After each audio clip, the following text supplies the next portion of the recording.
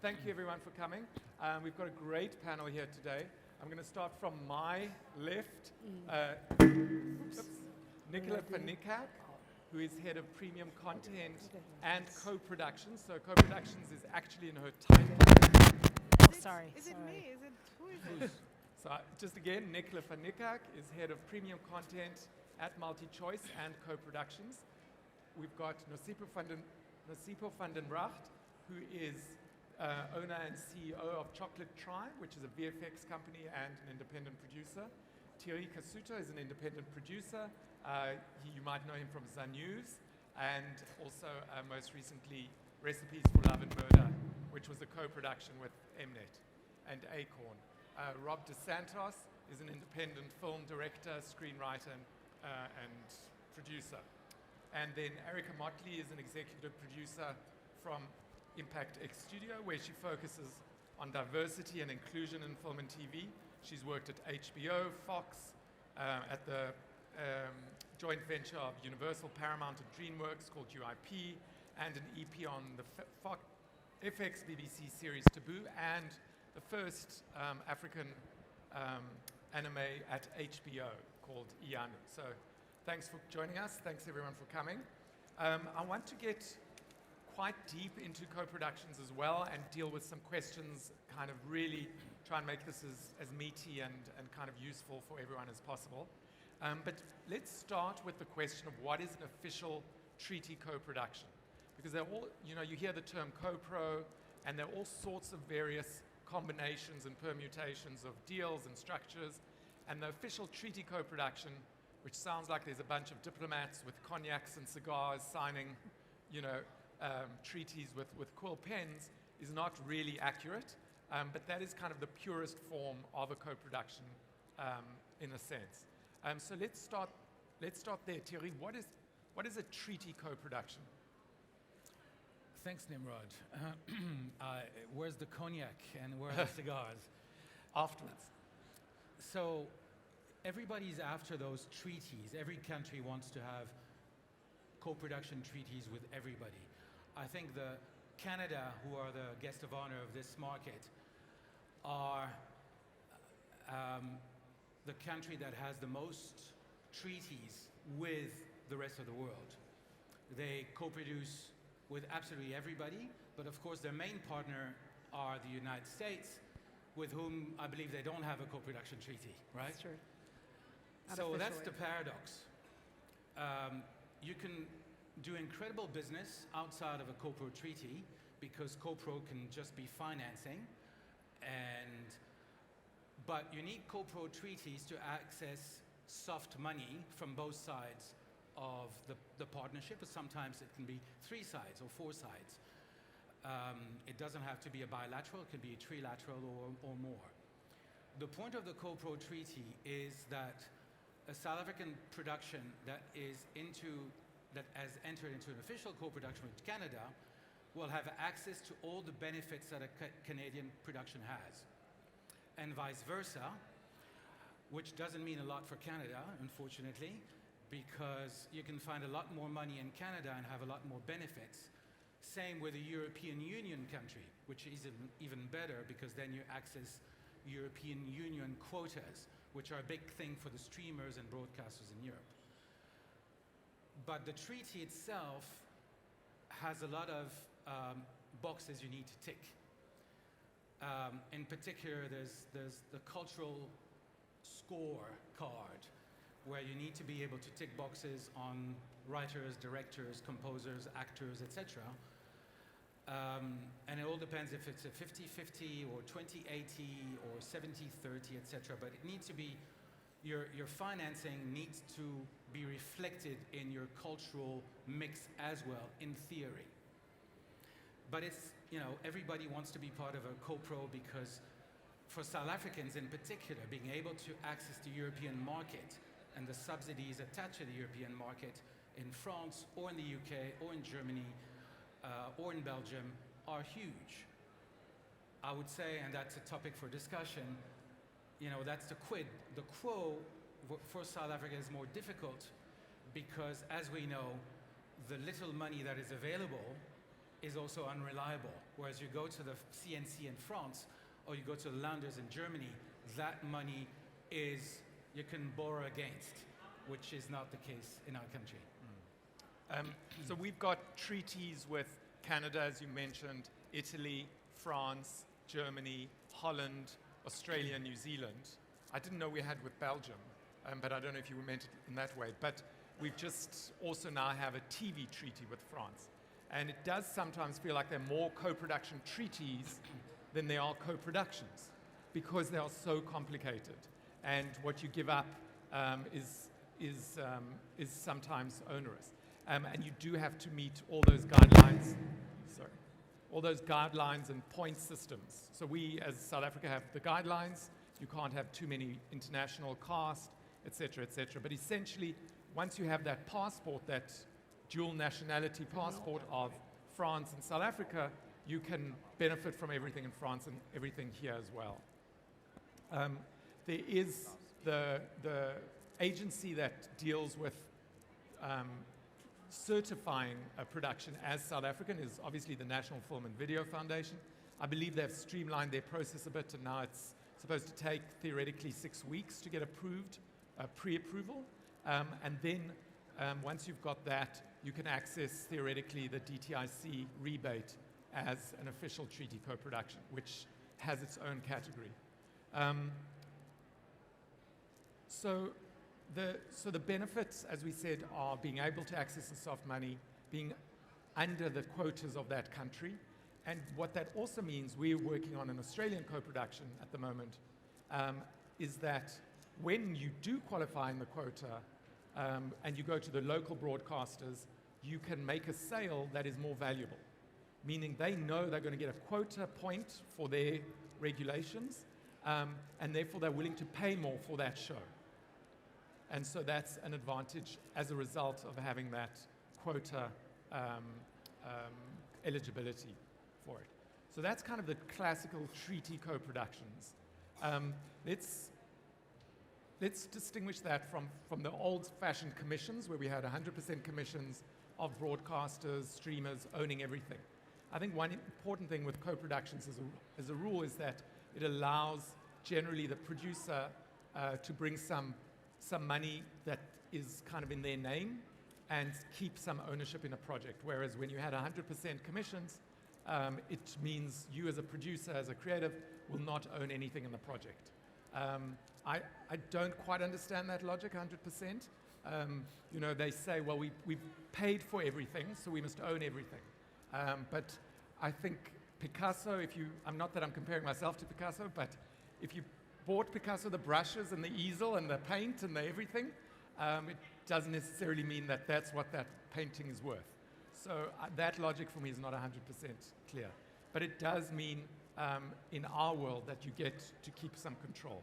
So let's talk about kind of looser co-productions. It's not an official treaty co-production. It's more a kind of soft co-pro or a co-funded model. And maybe I'll turn to you here, Nicola. The Multichoice traditionally was in the 100% commissioning space for many years. And I think that's still part of your model, absolutely. But more and more you are doing co-productions, international co-productions, treaty or not. And why are you doing that now? And what benefit do you see there? I'm on, hey? Everybody can hear me, yes, okay. So I think There's just noise coming from I there. know, Both I know. of us are affected. We I can't know. hear. the co-productions for us are very beneficial because it allows us to have a higher... Sorry, there's some very noisy, People There's right at the people back. very behind you. friendly ladies or something. I'm not sure. Sounds like ladies. So I mean, we've normally always sort of funded 100% of our productions, and then they were for our local markets and our local channels. But we realized quite early on that with the fracturization of the market and with streaming, we needed to start creating high quality productions also. And to also start creating other models that were more beneficial for producers, specifically where they do retain ownership. So that is when we started looking at the co-productions, so which we normally fund, depending on the business model, about a third of it, plus another broadcaster or a party to put together sort of your whole little pie of your funding, and then we will own a certain amount of rights for a certain amount of period, depending on the model. And so give us some examples of those co-pros that you've done. So we've done recipes with Thierry, Recipes for Love and Murder with them and Acorn, and then of course Reika was one, Trackers was one. One of the announcements tomorrow is one. We've actually got quite a few, and we've sort of started looking more and more towards how, the viability of these projects and how we can put together sort of the best deals for us locally and what the value of our rights are in the market, and also what is valuable to the producers. And it is more complicated. I mean, you don't just drive up to the SABC, pitch your show, get 100%, and end of story, right? You've got to bring a lot more parties to the table. Yes, I think that's really what makes it incredibly tough, is that you're coming to Multichoice, which looks at hyperlocal and saying this is a hyperlocal story, but it will also magically work in a European market, which is a really tough ask. And it takes a very smart writers and very smart producers to be able to build a story that will travel that way, because a lot of local stories just don't travel at all. Yeah, and I think you have to know what you're trying to make. If you're trying to make something that is international facing, how do you do that without sacrificing how it'll work for you as a buyer and how it'll work for the distributor or the broadcasters internationally? Nosipho, can I turn to you now? You are... Okay. I don't know if... You've got... Oh, is do it I? on? Okay, feels... Can you hear me? Is it on? It's not. Yeah, okay, cool. All right. Can you hear? You known more as a kind of VFX studio. You're now moving into production, and you've got a co-production that's happening. Sure. What's your experience been with that, and what are the pros and cons for you with a co-pro? Sure. Okay, so firstly, thank you. This is an amazing opportunity to be speaking about co-productions. We are both a VFX and an animation house, and I've worked on about 4 co-productions, and yesterday, you come with me on this journey. So yesterday I went to the Canadian networking session, and the High Commissioner was talking about how co-productions are like marriages, right? And as we all know, marriages, and I'm sorry to be the one to say this, you almost know what I'm going to say, 50% failure rate, and so 56 now, okay, it's 56%, wow. But the point I'm trying to get to is the fact that similarly to any marriage or co-production or joint venture, there is that aspect that things may go wrong. And often we focus on, the highlights, the brilliant stuff that started and ended. But I think we always have to also look at the other side, which is what are the pain points of a co-production? And the reason why I'm mentioning this is that with the 4 co-productions that we've done, 2 have been quite successful and 1 we're still in it, and then the 2 haven't. And so my experience with it is having a very kind of like lucid and calm understanding of the fact that there is a 56 now I'm told, by my learned friend here, that there's a high chance of them failing. And it's very important when you go into a co-production to do the proper due diligence from the get-go. Just start from the nuts and bolts right to the end where distribution and merchandising is.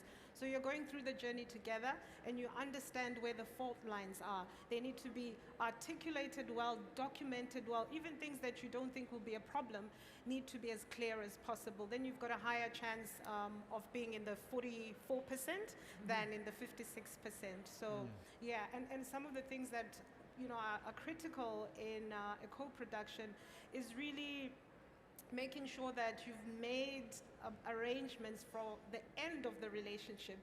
Just like in a marriage, where are the kids going to go in the likelihood this thing breaks apart? What happens to the IP?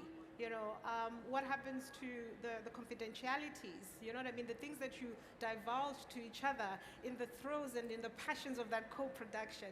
What then happens after that? So it's very important to have a very clear, almost blueprinted co-production plan from the beginning to the end. I think that's very helpful as an image as well, marriage. I mean, should we talk about falling in love before you get married? We've spoken a little bit about the model as a whole, but really a co-production is a relationship, right? As you say.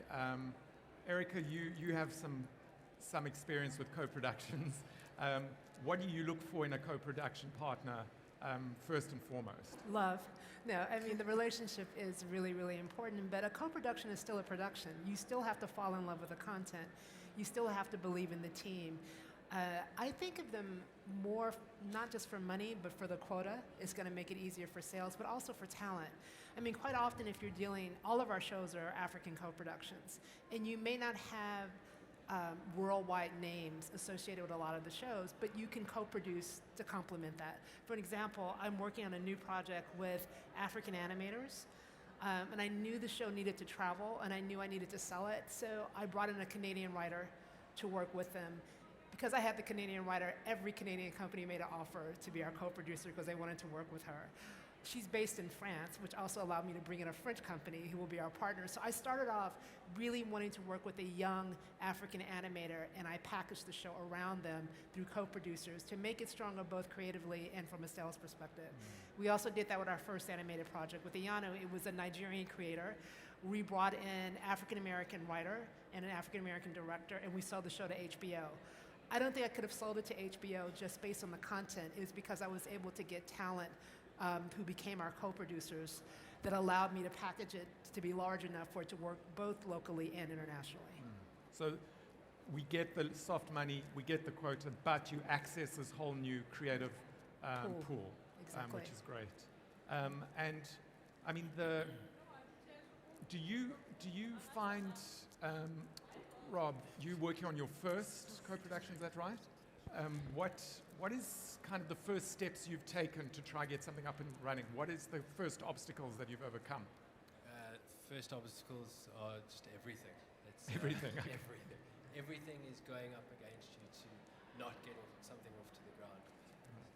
So I think it's a case of throwing yourself out there, throwing everything you have at it, and just speaking to everyone and getting through to everyone. And if you're lucky, you can get through and find your way up. And how did your co-production start? What was the genesis of it? I suppose the genesis of the story was about the first murder trial of an AI android, and Which is a great high concept, right? First murder trial of an AI robot. easy elevator pitch. And I suppose it started sitting in court. As I sat in court bored, thinking I don't want to be here. I want to be making. Were you an films." accused in court? No, fortunately, I was an attorney, and Okay, just so we're clear. I had a very difficult case ahead of me, and wanted to be somewhere else, which was on film sets.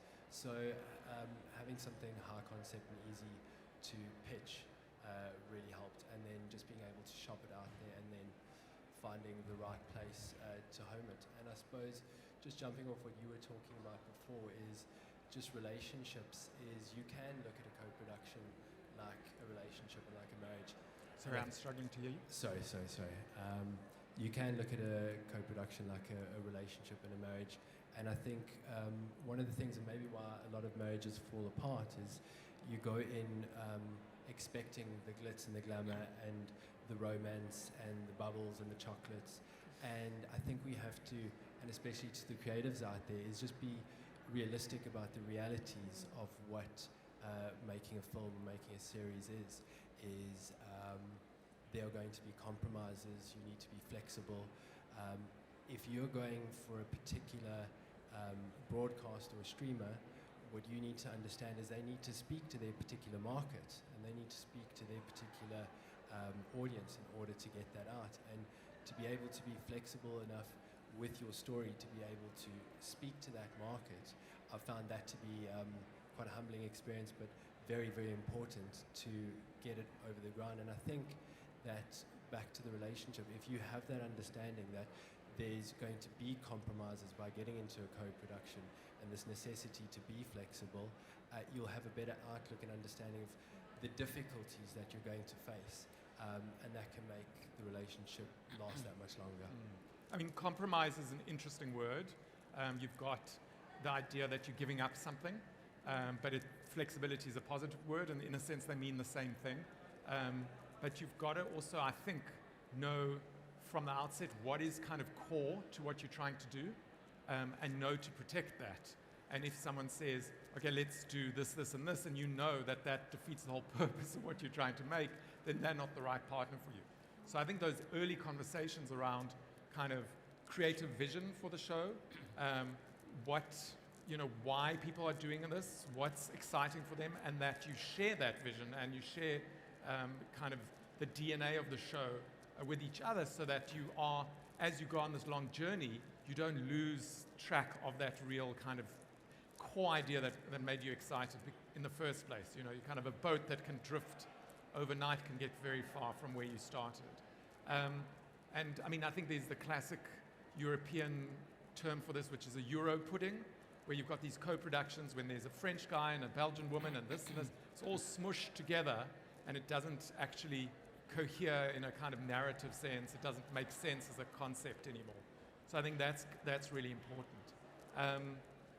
The other, do you have to shoot in both territories for it to be a co-production? Do you have to, what makes something a natural co-production as opposed to something that you should just do here? Thierry? No, there's no rule. It all depends, what makes your story work, what is authentic, and also how can you finance it. Sometimes you need to go, and it's a bilateral co-production, or it's a bilateral co-funding agreement where the story is mostly set in South Africa or mostly set in another country, and you don't necessarily need to shoot elsewhere. It just makes it more complicated to have to organize production in 2 different countries. And this is where you really need to trust your co-production partner. This is where it gets even more complicated than a co-production already is. A co-production is not for the faint-hearted, because until you close all the deals, you have nothing. And until the ink is dry everywhere, you can't start pre-production and, of course, not principal. And it's complicated to get all of these agreements in line with each other, that they talk to each other, that all the funders agree with the terms. And your interest as a producer is to leave as little as possible on the table. You want, because it's your baby, you want to benefit. You put so much hard work up front into this production that when you have your financiers, your distributors, your soft funders, your etc. in place, you want to make sure that the production company has enough of an upside once the investors are recouped. If you have a co-producer in another country, a production company, you expect them to bring funding as well, but you also have to share with them. So you've got to be ready for that, and you need to make sure that the producer's share is enough for both parties or 3 parties to benefit from it. So to answer your question, yes, multiple countries, but not necessarily. You don't have to shoot everywhere. You can also fake it. In Recipes for Love and Murder, I shouldn't say that, but in the first season, we faked Scotland and South Africa. Oh and my it's God, amazing I'm how shocked. You can do Shocked. it. But can I just extend from what Thierry is saying in terms of, he talked quite a bit about the technical aspect of it, but it's also got to do with the fact that you can only get a proper co-production once the rep party is done. And that's the entire show, and everybody's brought what they said they would bring. Even from a legal perspective, in my previous life, for all my sins, I was an attorney. You know that signing, 2 of us. So even when you've signed the documentation, it's sealed, it doesn't mean that the co-production will go as you intended to. So it's only once the rep party, you've done everything that you've indicated on the document, and even some, that it makes it a solid co-production. I mean, that's when you get to know people's work ethic, whether the me monster steps out, and usually a lot of co-productions fail because of that. It's usually budget, schedule, and the me monster. Do you know who I am type of thing? And you're unable to work with that person because of that. So I think it's all of those practicalities that need to be matched up with the reality on paper to make it a solid co-production. Yeah, I'd think like some kind of due diligence. Sorry, can you hear me? Some kind of due diligence on the potential partner is really important. And also figuring out what a fair deal is, right? I think sometimes here in South Africa, other parts of Africa, someone comes from America or London and we get, oh, you want to co-produce with me? Oh, wow, thank you so much. What is a fair deal, actually? What is worth, what you're bringing to the party and what they're bringing to the party? I mean, one of the problems I often have with co-productions is that because South Africa is a low-cost environment, we are bringing a lot of value in terms of our low cost, but when the equity is split up, it's done by the dollars, right? And we might bring fewer dollars, but we're bringing, a real contribution in other kind of lower price ways. So another way of saying that is doing a co-production with Canada can be tricky because Canada's a lot more expensive than we are. So you've got to make sure that the benefit of the subsidies and of the quotas and the talent, etc., outweighs the boosted cost of doing a post-production process in Canada or Australia, wherever that is. So I think that's kind of important as well. Nimrod, can I also just add something to that? And it also bounces off a point that Thierry made initially when he was talking about the comparison with Canada and not necessarily much financial value in South African terms.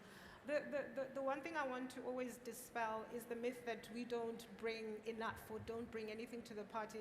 A lot of the stories that are being, that are exciting, that everybody's interested in currently are stories coming from the African continent. And that in itself is a lot of value to give a different perspective and narrative to what we've traditionally been fed, if I can put it that way. So I think there's sometimes a very skewed understanding of who's bringing what to the narrative, and because we always calibrate or calculate things using money, it is also the other value that brings that je ne sais quoi, if I can, thing to a production or a film.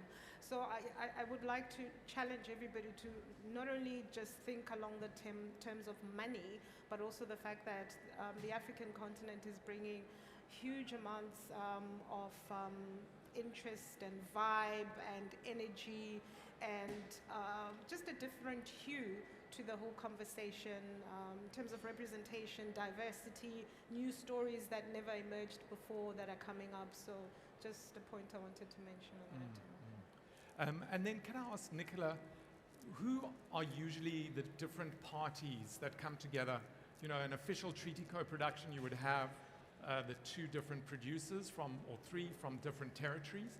But who else kind of comes into that mix to help bring everything together? I'm on, right, okay. We look at other broadcasting parties or distributors. So, and it's part of the due diligence that you spoke of before. Before a person comes to you and pitches a co-production, which they do, that there's a lot of due diligence that the producer has to do on their end also. Understand where you can close your financing loops. Understand what Canal Plus are looking for. They prefer non-English speaking pieces of content. ZDF would look at content if it's got one German speaking part in it, as an example. And then if you have to imagine that this is a pizza that you cut up, so that South Africa's money, our money, cannot be split with another South African broadcaster because we are now going to sit with the South African rights. So if you are then going to sell it to Canal Plus, which rights are you going to give them of the pizza pie? Because you can't give us the same rights.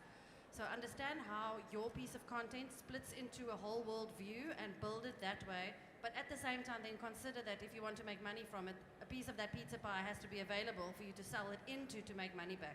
It sounds very easy, but it's impossible. Sorry. It's not impossible. It's not impossible. It is so hard.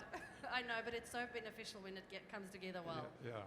So there's the broadcaster, there's the producer, there's the distributor, and a distributor would typically bring some kind of minimum guarantee or advance against the rest of the territories that are available, right? So if Mnet has taken Africa and Acorn, for example, has taken North America, then you still have the rest of the world that the distributor can go and take the show or the movie to and make their money back. So what they do is, in order to get the rights to sell your show globally, they say, here's the money you need to make the show that you're still missing. in the form of a minimum guarantee. We guarantee that a certain amount of money is going to come to you, even if we sell it nowhere else. This amount of money is available, and you can cash flow it, or we can cash flow it, and you can use it for the production so that the show gets made in the first place. So those are the distributor, the broadcaster, the producer, and typically there is a soft money component, right? That's why we want to be certified French production, so we can go to the CNC. In South Africa, it's the DTIC. So let's talk a little bit about the rebate here. We know we've just had an announcement last Thursday, I think it was, about what is going on with the rebate. Every 5 years it expires and has to be renewed or not, and the DTIC has made a presentation. What are the big takeaways from that? Thierry? Basically, forget it. That's all I can say. Forget about it. Forget about the DTI. Put your production together. Forget about the DTI. If you want to go through the trouble of applying, getting your money at the end, maybe, you know, if you're lucky, if you know people, then so be it. But otherwise, don't rely on the DTI rebate to fund your project. The fact that there is a scheme called a co-production rebate is already nonsensical. There shouldn't be one. It's either a foreign production or South African production. If it's a co-production, it's a South African production. That's it. You don't need to make it more complicated. A co-production is complicated enough. Why more hoops, more boxes, more obligations on the co-production side? So it's nonsensical. The latest guidelines are absolutely shambolic, make no sense whatsoever. And it's also, they call it a refundable grant now. There's that line that dropped in, and nobody noticed it, but it says refundable grant, and nobody knows what the hell that means. It's not explained anywhere. Well, so for now, forget about it. Try to find sensible distributors, sensible broadcasters, sensible funders, equity investors, or put together a creative package, because if your story interest will have, you know, if you can do a pre-sale of a region to a streamer in Scandinavia, in French-speaking countries, in sub-Saharan Africa, do it. But the rebate, just don't count on it. That's my take. So I do want to speak a bit more. Sorry, can you hear me? I do want to speak a bit more on the rebate, but the distributor is also someone who can help you get those pre-sales. So say you sell into Scandinavia, that pre-sale is typically something the distributor can help you with, unless you also have the ability to get it. But that is something that they would take typically 10% as a commission instead of a higher 25% commission to help you get the show made. And if you are doing a pre-sale with another broadcaster, it may not be an official co-production, but they will probably have some kind of editorial say, have some kind of creative input, and some involvement in the show that you must really understand their anticipated involvement up front. Because from your perspective, they might be putting in 5% of the budget, but from their perspective, it's quite a big amount, and they're going to want a lot of editorial. So really drill into what kind of approvals and editorial is needed to make sure that they're not asking for too much, given what they're putting in. Going back to the rebate, I mean, I think a lot of people are taking the view that you want to have the rebate as a bonus at the end of the day. I think another potential route is speaking to the IDC to cash flow it, and then they would assume the risk of the rebate not coming through or not coming through on time. And that, I think those are both kind of sensible points. I'm hearing that they're looking at revising them already, that they're going to be engaging. So in the next 3 months, there might be a kind of a revision of those. Certainly want to know what refundable funding means. The idea of soft money is that it is non-recoupable and that it goes towards making the show make sense financially for everyone else. We as South Africa are competing on a global stage. Every major territory that produces film and television has got some kind of incentive, has got some kind of soft money support, and there's a reason for that, right? If we are the only ones who don't have it, then we are really at a disadvantage in terms of competition and putting things together. But there's also huge benefits of that rebate, whether it's, we're doing a show that I think is basically an 8-hour advert for Cape Town, that, SA Tourism should have funded the whole thing. So there's enormous value in what we create, and especially when it travels to advertise. People make, Northern Ireland has got the Game of Thrones travel industry now, which didn't exist before. So I really think it's something we've got to get right, and is something that's critically important when other partners come to us and say, well, what are you bringing to the table? And we say, well, we can't rely on the rebate. It's a big problem. Yeah. The other thing that Multichoice and others are doing now, which is great in terms of the co-production model, is being the local anchor broadcaster. Because when you're at the markets internationally or you're in touch with other people, often what they want to know is who is your local partner. If no one's interested in your territory in this project, why should we get involved? And I think that's, in terms of sequencing your model, I think getting that partner first is really important. And that's obviously driven by content and driven by the vision for the show and the potential for the show. A distributor generally wants to see something in place. But you've also got to be careful of chicken and egg, where everyone else is waiting for someone else to be interested. So if you can get that process going where a distributor's very interested, and then the broadcaster, the distributor's interested, then maybe I'm interested, then you tell the distributor, the broadcaster, you can't lie, and I'm sure some people lie, but I don't think that's a smart strategy over the long term. But to get that sense of FOMO, to get that sense that the train is leaving the station and you want to be on it, you need to kind of get the sense that other people are interested, and that local broadcast is a big part of that. I think one of the big benefits of co-pros is the fact that you've got a bigger budget, right? That you would otherwise not have. The commission budgets and the co-pro budgets are not the same. And I think the reason we've got more and more co-pros is because the streamers are coming in, they're throwing around a lot of money. And how do you compete at that production level, at that scale, without bringing in other partners? And that becomes more and more important, right? Sorry, you were going to say, I was just going to say on the sort of tourism conversation, I often use the example of Peter Jackson, New Zealand, and Lord of the Rings, that a lot of us did not know New Zealand except as the country that we always beat at rugby, and we will do it again this year, I'm hoping. But also for sheep and that sort of stuff. But because of because of Lord of the Rings, we know of it. It's in our psyche. And so it's important that our government, and I share a level of, is it pessimism or is it not at all. Yeah, a little bit of being circumspect or unsure whether it will work out with the DTI. So my advice, and this is free advice to the DTI, if there's anybody who knows somebody, if you've got friends in high places, is to try and get creatives within that space, because sometimes even the way it's worded, I as an attorney, I don't understand what it is that they require. And we went through a DTI. And you're a lawyer, just to remind us. We create these documents, and so I didn't understand what was requested or required from us. We actually had a production with the DTI, a post-production rebate application with the DTI, and besides taking almost years to get to some final point, and when we did get to that point, we were told we don't qualify. And another partner stepped in and said, this is nonsense, we will deal with this, and so they were left out of the narrative.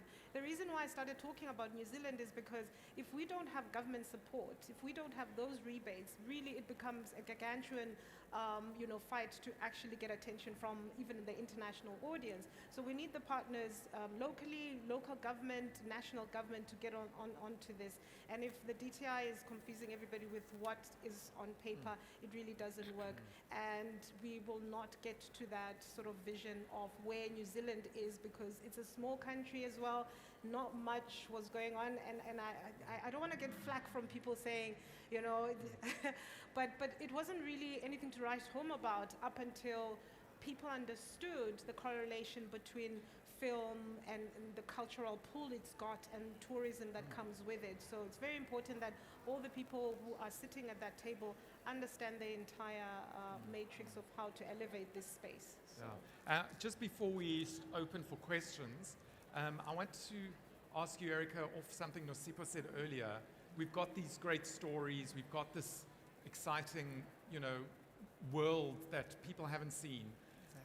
From your perspective as an American in Paris, and a studio person who's looking for new stories, what is the appetite, do you think, for stories coming out of South Africa, out of Africa in general? Do you think it's a good time for that? I think it's the best time. I mean, again, I can go back to my personal experience. When I decided to buy Ayano, it was a graphic novel on Kickstarter. Dark Horse hadn't picked it up yet. So I called two people that I knew, one at Disney and one at DreamWorks. And they said to me, oh, things are changing. We're only doing our own shows. We see that a lot. We're only using our own library. We're not doing third-party content unless it's African. That was the exact quote for both of them, because it's the one market that hasn't been overtouched. It's the one market we haven't seen a lot of. It's not oversaturated.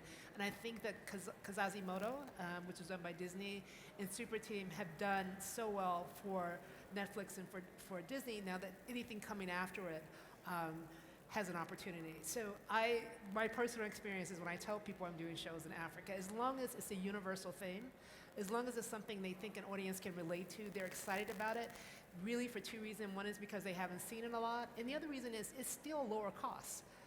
I don't have to have 10 million an hour to get a good show out of it. And when they see the trailers that we do, the sizzles, they see our pitch books, they're blown away about what we can do here for similar budgets in the US or for less budgets. And everyone right now is cost conscious after COVID. Absolutely. So I think we're going to steal one of these mics for questions. Do we have any questions? Yes, sir. Let's give you. I'm struggling to hear her. Here you go. Oh, you've got. Thank you. So yeah, please just introduce yourself and make it a question. Can you hear me? Yeah. Marco I'm a freelance animation director. The questions for Nosipho, or the panel, when do the co-productions fail, when they fail? Is it during production? Because I imagine that gets really complicated. If you've already started production, you've already shot stuff, or you've already animated stuff. Do they start failing at concept stage or in the negotiation, or is it something that could happen even near the end? Yeah. Well, from my experience, I think it's failed when you've both or all of you have walked away from it and there is no resolution or continuation of that project. But what I can tell you is that every single day when you wake up to go to a co-production, you are investing in that work. You're doing what you need to do to get it moving. I think it's when both parties feel like they can no longer work with each other. And sometimes that's okay. I also want to just share the fact that there are moments when you go into a co-production with somebody and you realize mid-marriage that it isn't working. And the right thing and the diligent thing to do is to say that we're no longer working towards the same goal, we don't see the same vision, and it's fine to part as friends, So there are various stages that it could fail. But I guess for me, the thing is to get up every day, just like you would do with your marriage, and make sure that you're doing what you need to do to support that co-production. I also, from my side, I just want to say that it mostly fails on the business plan and the business deal. Because what you have is everybody putting in an amount of money and everybody believes that their money is equal, but it's not, because some people's money is more than others, but the lower cost might be worth as much to them as the dollars. And what will happen is if you don't have a producer who's really responsible, and I call it OPM, it's respecting other people's money. When you put the deal together, think on their behalf. When will they recoup? Can they recoup? Have you got a distributor who's giving you accurate sales numbers? Because I promise you, nobody will sign on a dotted line if you have not considered that. If the deal doesn't look good to all of the partners, you will not have a deal. That's where it fails mostly. Or even if you do, that's the last one. And I think longevity is something we're all after here. Hi there, my name is Stephen Nagel. I'm a screenwriter and director from Cape Town. My question was for the lady on the end. You mentioned that sometimes when you move co-productions around, you'd access talent in different regions and kind of use them as co-producers. does that mean like the actual content creators as well? Do they form part of the co-production themselves, or do you just access, like for example, France, you just access the local body there, or does the actual creator at the end have a stake in the content that they've created? It's both. Your co-production is about the creatives, and it's also about the business people. So the producers, your co-producers in other countries are usually the ones who go to get the South money. They usually do the local sale if you don't have a distributor in place. But you do look at talent who are from all of those places, and they make their contributions creatively. So I don't know if that was your questions, but it's two separate things. One part of your co-production is creative, and one part of it is business. And I agree with Nicola, it's usually the business that fails, not the creatives. The creatives are usually willing to work together to make it happen. But if your co-producer on a business side doesn't have the legal staff or the relationships or the skills to close the deals in their region, that's usually where you have a problem. Can I just ask that in a more blunt way? Like, does a screenwriter, for example, have the clout to walk into a meeting and say, hey, I'd like to maintain some control of my IP and not have you take full control of it because you are bringing the money into the deal? That's a great question. I don't have control of any IP that I have. All of our IP is controlled by the creatives. We don't need to own the IP. I just need the distribution rights to get the funding. And that's a key difference. I mean, this is going to be a horrible thing to say. Your IP doesn't mean anything if I own your distribution rights. I mean, I'm looking to control the distribution as long as I can. Your IP is emotional, and if you want to keep that, that's fine with me. I just need to be able to do the right deals from a business side. So and that's just my particular company, we never take the IP from the creative. We're there to support the creative, and is why we do co-productions instead of doing fully funded shows. Thank you so much. Thank you. There's a lady in front.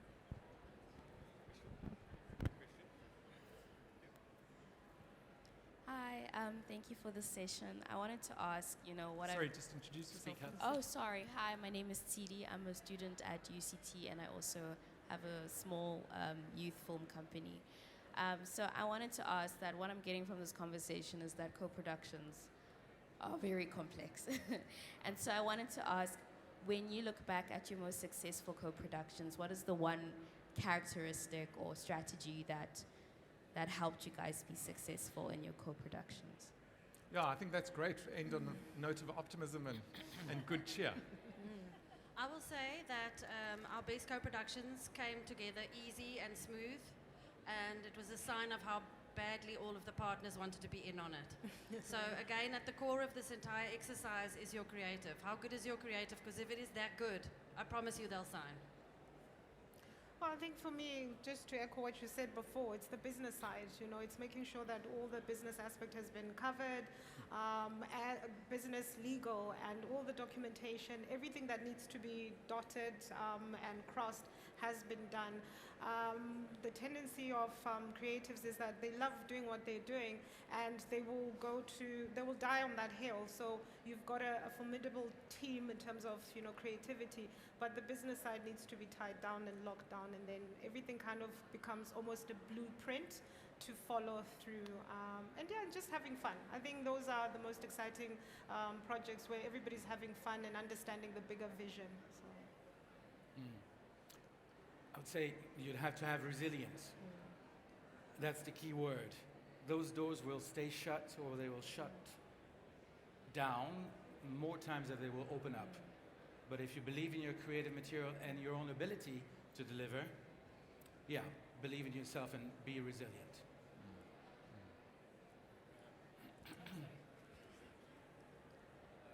And then from our side, this is our first co-production and hopefully our first international co-production. Still on? Can't hear you. Hello? You can use mine. Oh, there we go. Cool. Our first international co-production, and hopefully it's going to be the first of many. And like I said earlier, for me it's been flexibility and just perhaps taking it from the creator. I have to wear two hats, both producer hat and creative hat.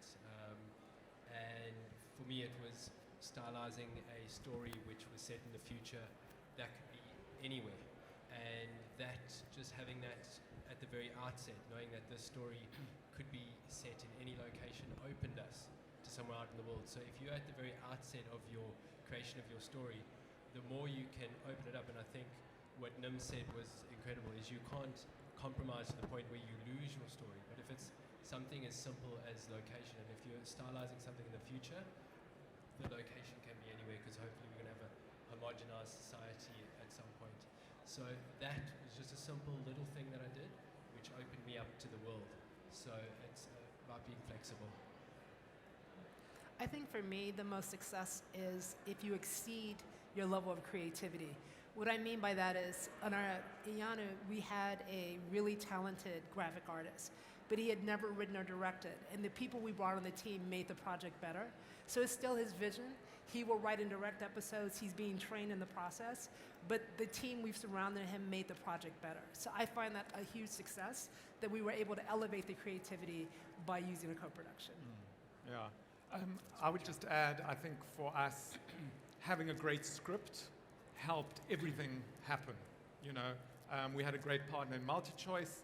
We got a local partner, and then a great script, and then Multichoice said to us, I see Alan was the one who was kicking my ass about this, go get a star, and the script got us a star. And that star opened up all sorts of money opportunities, and it all kind of builds on each other. So that kind of script, local broadcaster, and then star and distributor is kind of a great flow. So thanks so much, everyone. Thanks for joining us. I hope that wasn't too depressing.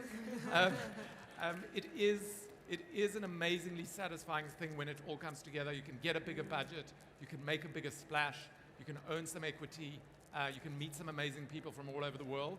So thank you so much, and thanks to our wonderful panel. Thank you. Thank you.